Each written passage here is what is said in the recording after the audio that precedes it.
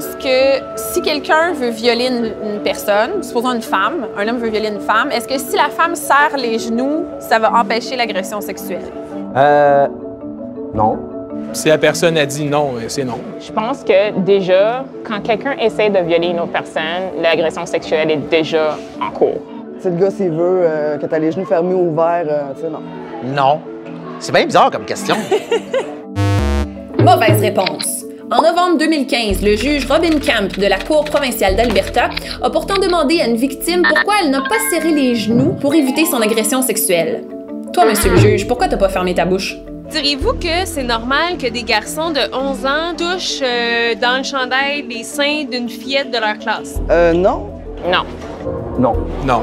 Non. Pas du tout.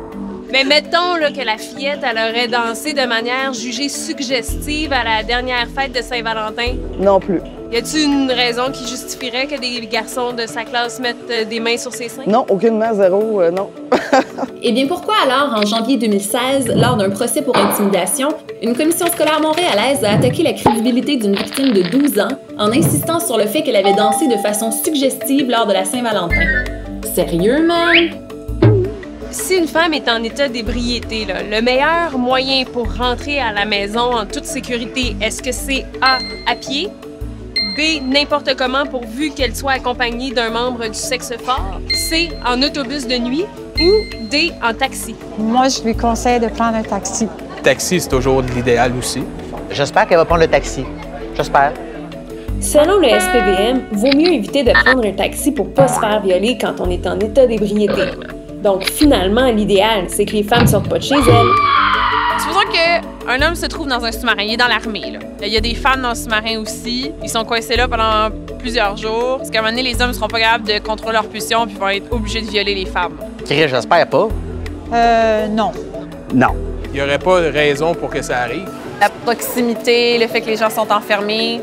Non. Tu peux toujours te contrôler. Ta tête, c'est toi qui le contrôle, là. Tous les postes sont ouverts aux hommes et aux femmes dans les Forces armées canadiennes. Même depuis l'an 2000, ils peuvent servir dans des sous-marins. Hein? C'est de la promiscuité, ça, que de vivre 3 mois sous l'eau dans un sous-marin. Alors, c'est sûr que les tensions sexuelles parmi les jeunes en forme, c'est extrêmement puissant. Ça va prendre des règles et puis une discipline absolument draconienne.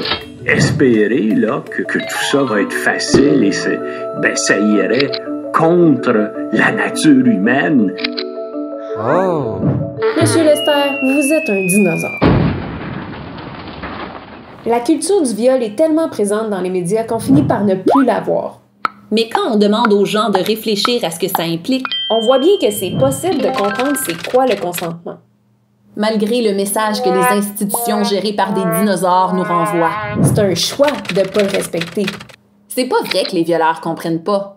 Ils sont pas mêlés, ils sont juste des trous de cul.